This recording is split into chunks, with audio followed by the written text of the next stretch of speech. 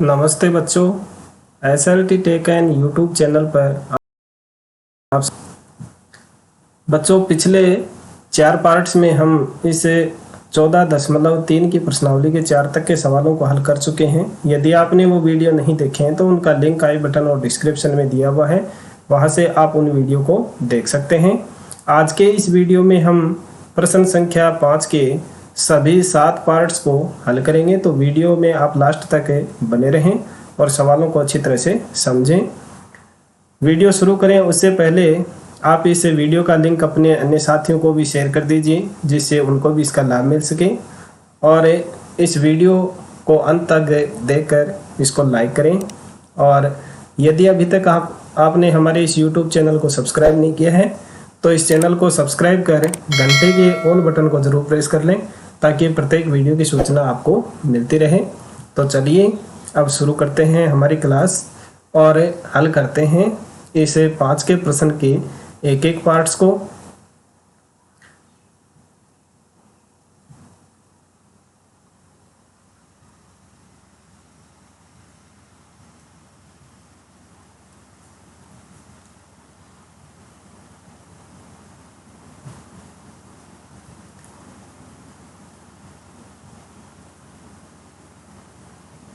तो बच्चों देखिए, 5 का प्रश्न है, वो दिया गया है व्यंजक के गुणनखंड कीजिए और निर्देशानुसार भाग दीजिए। इसका जो पहला पार्ट है वो दिया गया है 7y² + 7y + 10 भाग y + 5। तो यहाँ देखिए, सबसे पहले हम क्या करेंगे, जो ये भाग के निशान के पहले जो व्यंजक दिया हुआ है उस व्यंजक के हम गुणनखंड करेंगे। तो यहाँ गुणनखंड करते समय आपको ध्यान में रखना है कि जो बीच वाला पद है उस बीच वाले पद के 2 गुणनखंड हमें इस तरह से करने हैं कि उनका योग है वो तो 7y होना चाहिए और गुणनफल होना चाहिए 10y²। तो देखिए, हम इसके 2 गुणनखंड करते हैं। ये y² है, इसको जो कहते हैं लिख देंगे, प्लस 7y है, उसकी जगह हम लिख देंगे 5y + 2y। 5 और 2 को जब गुणा करेंगे तो आएगा 10, y को y से गुणा करेंगे तो y² आ जाएगा, और 5y और 2y को जोड़ेंगे तो 7y आता है। तो यहाँ इसकी जगह हम लिख देंगे 5y + 2y + 10 और ये भाग y + 5। ठीक है। अब यहाँ देखिए, ये जो गुणनखंड हमने किए हैं, ये जो पद हैं इनमें 2 पदों में हम कॉमन लेंगे। y² + 5y है, उसमें y कॉमन आएगा, तो इसको हम इस तरह से कॉमन लिख देंगे। और जब y² है उसका मतलब होता है y × y, तो 1y हमने कॉमन ले लिया तो 1y यहाँ से बच गया, प्लस 5y में या y कॉमन ले लिया तो 5 बच जाएगा। अब 2y + 10 है, उसमें से हम कॉमन ले लेते हैं 2 को, तो यहाँ से बचेगा y, और जब 2 का भाग 10 में देंगे तो आएगा 5 भाग y + 5। अब देखिए, यहाँ ये 2 पद हो गए, y × y + 5 + 2 × y + 5। इन दोनों पदों में y + 5 है वो फिर से कॉमन है, तो इसको हम कॉमन ले लेंगे y + 5। और अब देखिए, यहाँ से बचा हमारे पास में y, क्योंकि y + 5 है वो हमने कॉमन ले लिया, प्लस यहाँ से बचा 2 और भाग y + 5। अब देखिए, इन गुणनखंडों को हम भाग के रूप में लिख लेंगे इस तरह से, y + 5 × y + 2 और बटा y + 5। अब देखिए, ये y + 5 है वो तो इस y + 5 से कैंसिल हो जाएगा, और अब बचा क्या हमारे पास में, y + 2। तो ये y + 2 है वो इस पहले पार्ट का आंसर हो जाएगा। अब देखिए नेक्स्ट दूसरा पार्ट, इसी तरह से अगले पार्ट हैं वो भी आपको हल करने हैं। तरीका सबका सेम है। दूसरा पार्ट है वो यहाँ दिया गया है M square minus 14m minus 32। तो अभी पहले सवाल में जैसे 7y के हमने गुणनखंड किए थे, 2 टुकड़े किए थे, उसी तरह से यहाँ जो 14m है उसके भी 2 टुकड़े करने हैं, इस तरह से कि उनका गुणनफल है वो 32m स्क्वायर होना चाहिए और योगफल है वो 14m होना चाहिए। तो चलिए हम इसके 2 टुकड़े कर लेते हैं।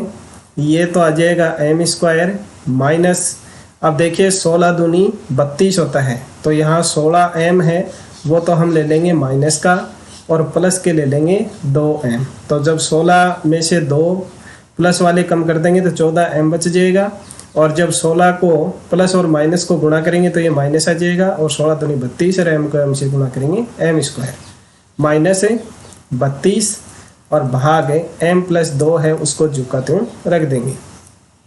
अब यहाँ भी देखिए 2 पदों में हम कॉमन लेंगे, तो यहाँ m स्क्वायर माइनस 16m है उसमें से m कॉमन आ रहे हैं, तो अब यहाँ m स्क्वायर में m का भाग देंगे तो m बच जाएगा, ये माइनस और यहाँ से बचेगा 16 क्योंकि m हमने यहाँ कॉमन ले लिया है। अब 2m माइनस 32 है उसमें कॉमन आ रहा है 2, तो अब यहाँ से बच जाएगा m क्योंकि 2 हमने कॉमन ले लिया, और ये माइनस, और जब 32 में 2 का भाग देंगे तो आएगा 16, ठीक है। और ये भाग m प्लस 2 है उसको जो का त्यों रख देंगे। अब देखिए इन 2 पद हो गए m इंटू m माइनस 16 और 2 इंटू m माइनस 16, तो यहाँ से m माइनस 16 है वो फिर से कॉमन आ रहा है, तो इसको हमने ले लिया कॉमन, और अब जो बच गया उसको दूसरे कोष्टक में लिख देंगे। यहाँ से m माइनस 16 कॉमन ले लिया तो m बच गया, और यहाँ से भी m माइनस 16 कॉमन ले लिया तो प्लस के 2 बच गए, और भाग m प्लस 2। अब इनको हम लिख लेंगे बटा के रूप में, तो m minus 16 into m plus 2 और ये बटा m प्लस 2। अब यहाँ देखिए m प्लस 2 बटा के ऊपर भी है और नीचे भी है, तो ये इससे कैंसिल हो जाएगा, और जो बच गया वो आपका आंसर हो जाएगा m माइनस 16। ये आपका आंसर इस दूसरे पार्ट का। अब देखें नेक्स्ट तीसरा पार्ट है, उसमें दिया गया है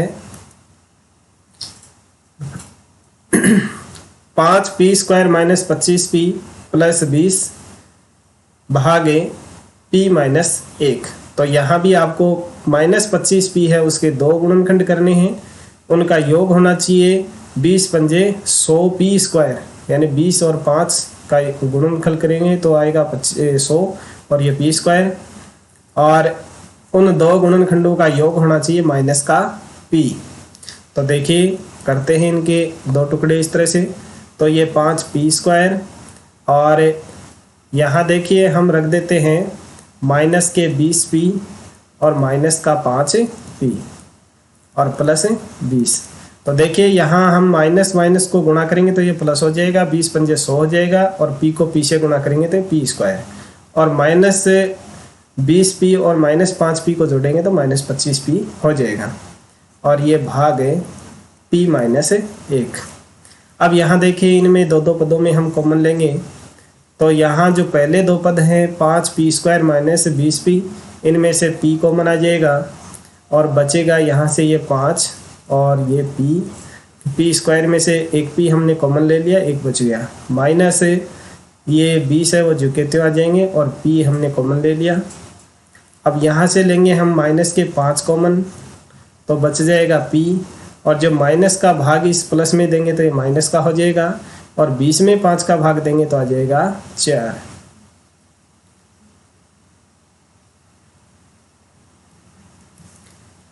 और सॉरी यहाँ जो पहले जो 2 पद थे इसमें 5 और 20 है, उनमें भी 5 कॉमन आ रहा है, तो इसे 5 को भी हम यहाँ कॉमन ले लेंगे, 5p कॉमन लेंगे तो यहाँ से बचेगा p।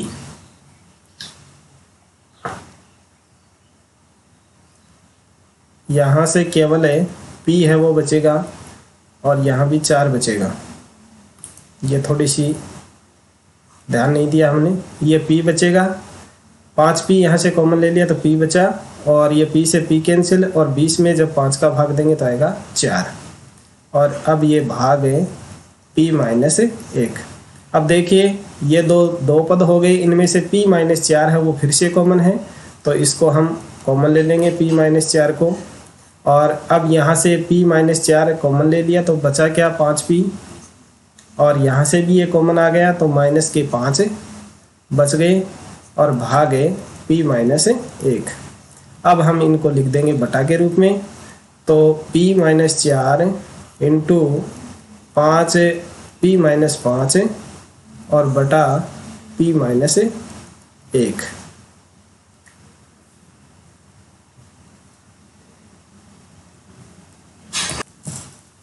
अब देखिए यहाँ जो ऊपर दो पद दिए गए हैं, इनमें जो 5p माइनस 5 है उसमें से 5 फिर से कॉमन आ रहा है, तो इसको हम फिर से कॉमन ले लेंगे। तो ये p माइनस 4 है वो तो आ जाएगा ज्यों का त्यों, और यहाँ से हम इस 5 को भी फिर से कॉमन ले लेंगे। कॉमन लेंगे तो यहाँ बचेगा हमारे पास में p, और यहाँ से बचेगा 1, और बटा में आपके आ जाएगा p माइनस 1। अब देखिए यहाँ p माइनस 1 बटा के ऊपर भी है और नीचे भी है, तो ये तो हो जाएगा कैंसिल, और अब जो बच गया वो हो गया आपका आंसर। तो यहाँ से क्या बचा 5 p माइनस 4, ये हो गया आपका इस तीसरे पार्ट का आंसर। अब देखिए नेक्स्ट चौथा पार्ट।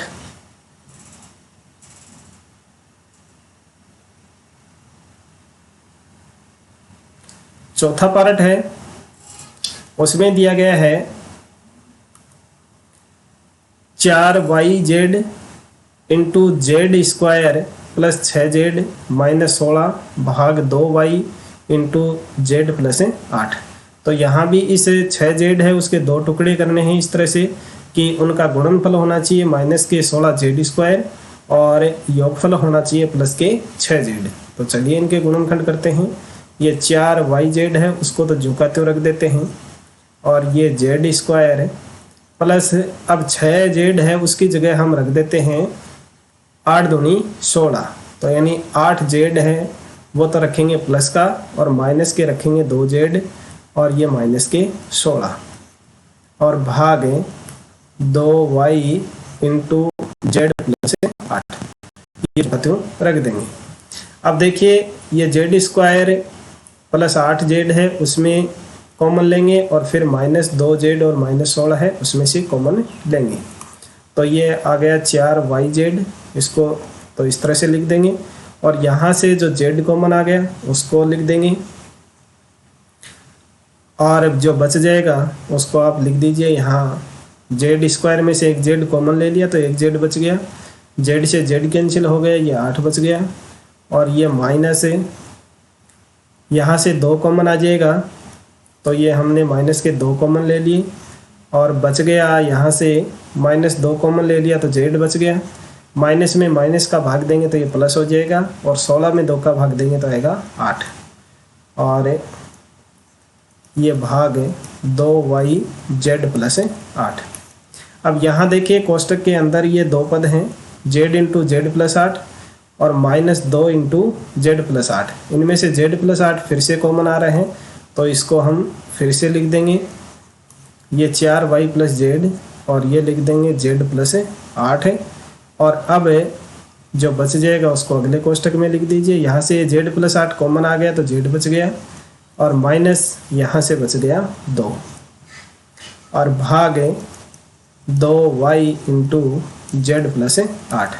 अब इनको आप बटा के रूप में लिख दीजिए, तो 4yz इंटू जेड प्लस 8 है इंटू जेड माइनस 2, और बटा में आ जाएंगे 2y इंटू जेड प्लस 8।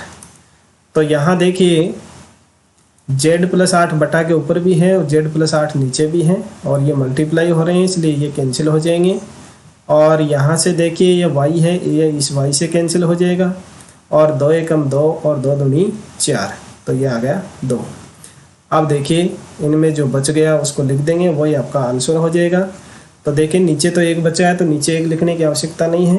ऊपर यहाँ से बच गया 2z और इनटू ये बच गया z-2। तो ये हो गया आपके इस चौथे पार्ट का आंसर। अब देखिए नेक्स्ट पांचवा पार्ट। पांचवा पार्ट है, उसमें दिया गया है 5pq into P square minus Q square भाग 2p into P plus Q. तो देखिए जो 4 तक के पार्ट थे वो सारे एक ही तरीके के थे, और अब जो पांचवा पार्ट है उससे लेकर के जो 8 तक के पार्ट हैं वो हैं 4 प्रश्न अलग टाइप के, यानी इस फार्मूले के आधार पे इसमें थोड़ा सा अलग है गुणनखंड करने का तरीका। तो यहाँ देखिए ये जो P square minus Q square है वो आपने एक सर्वसमीका पढ़ी होगी ए स्क्वायर माइनस बी स्क्वायर। तो जब इसको हल करते हैं तो ए प्लस बी इंटू ए माइनस बी आता है। तो यहाँ देखिए ये जो सवाल है उसमें ये इस रूप में लिखा हुआ है, तो हम जब इसको सरल करेंगे तो इस रूप में लिख देंगे। तो चलिए लिखते हैं हम इसके गुणनखंड करके।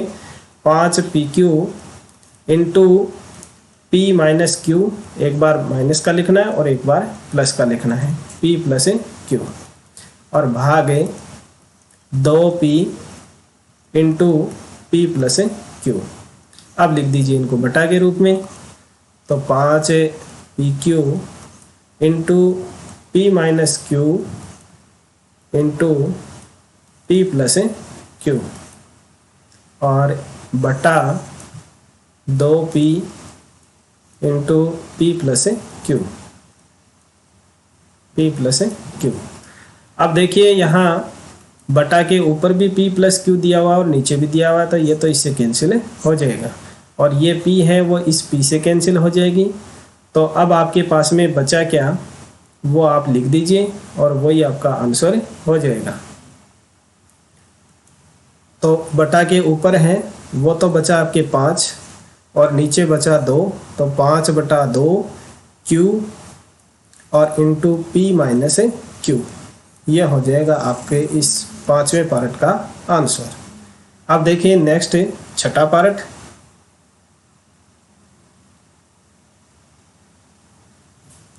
छठा पार्ट है, उसमें दिया गया है 12xy into 9x square minus 16y square भाग 4xy into 3x plus 4y।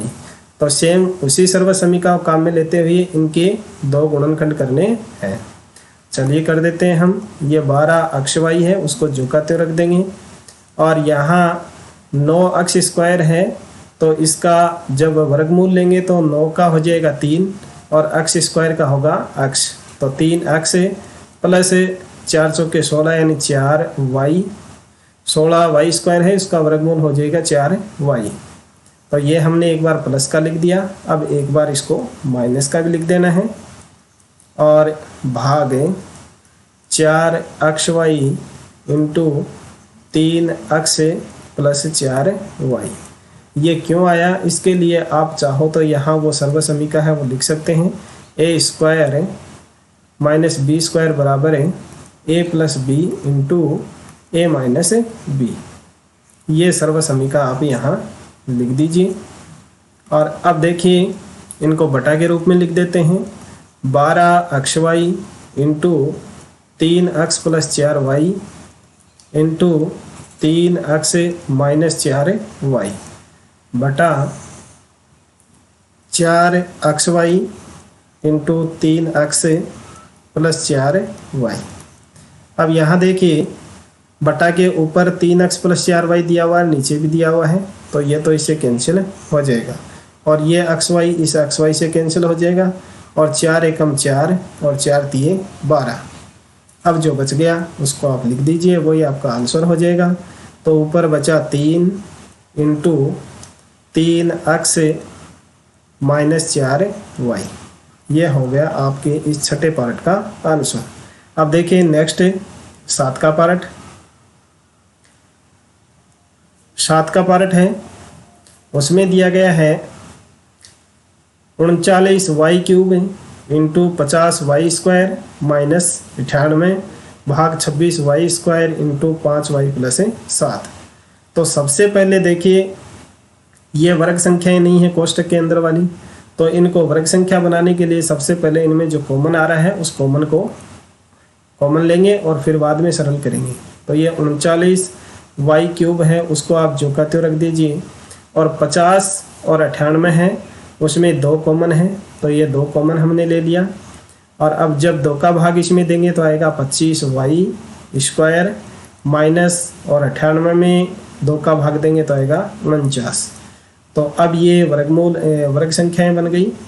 तो अब हम इसको सरल कर सकते हैं। ये 26y² और इंटू 5y प्लस 7। अब ये है वो a² माइनस b² के रूप में आ गया, तो हम इसको सरल कर सकते हैं। तो यहाँ देखिए इनको एक बार इस तरह से लिख दीजिए, 39y³ इंटू 2 इंटू 5y² लिख दीजिए इनको,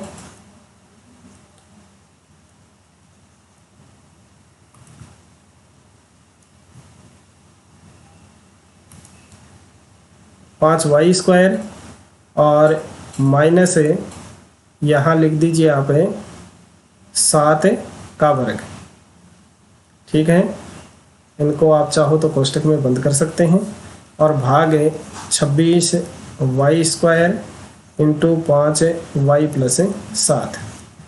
अब ये वर्ग संख्याएं हैं, इनको आप a² माइनस b² वाले जो सर्वसमीकरण है उससे हल करेंगे। तो ये 39y³ इंटू 2, अब यहाँ इनको एक बार प्लस का लिखना है, एक बार माइनस का लिखना है, 5y plus 7 into 5y minus 7, और भाग 26y² इंटू 5y प्लस 7। ये क्यों आया, इसके लिए आप लिख दीजिए a² माइनस b² बराबर a plus b into a minus b। ठीक है, अब इनको हम लिखेंगे बटा के रूप में। तो 39y³ इंटू 2, और ये 5y plus 7 into 5y minus 7 बटा 26y² इंटू 5y प्लस 7। अब देखिए बटा के ऊपर भी 5y प्लस 7 दिया हुआ और नीचे भी दिया हुआ है, तो ये इससे कैंसिल हो जाएगा। और यहाँ देखिए 2 है, इस 2 का भाग इस 26 में लगा देंगे तो आ जाएगा 13, और ये y² है, उससे ये y³ है, उसमें कैंसिल कर देंगे तो ऊपर 1y बच जाएगा, और 13 से इस 39 को कैंसिल कर देंगे तो 13 एकम 13 और 13 तिये 39। तो अब नीचे तो आ गया 1, और ऊपर जो बच गए उनको आप लिख दीजिए, वही आपका आंसर हो जाएगा। तो यहाँ देखिए बच गया 3y और इंटू 5y माइनस 7, तो ये हो जाएगा आपके इस 7 के पार्ट का आंसर। अब देखिए नेक्स्ट, तो इस 5 के पार्ट में आपके 5 का जो सवाल था उसमें 7 पार्ट दिए गए थे। आई होप आपको सारे जो सवाल हैं वो अच्छे से समझ में आ गए होंगे।